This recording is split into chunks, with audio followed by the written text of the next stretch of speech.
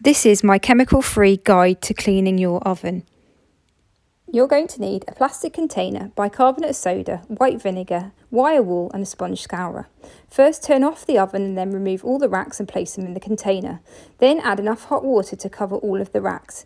Next add 1 cup of bicarb and 1 cup of white vinegar and watch those satisfying bubbles rise. Leave to soak for an hour. Meanwhile, mix half a cup of bicarb with a very small amount of water to form a paste. Then dab the paste onto your door, leaving it for 20 minutes. Then scrub with a scourer, wiping away any remaining residue with a microcloth. Next, grab the wire wool and rub the racks gently. The grease will just fall off. And then, ta-da! You have one very clean oven. Now it's time to pour yourself some wine and order in a takeaway. Oh, and get yourself one of these brilliant oven liners. They save so much scrubbing.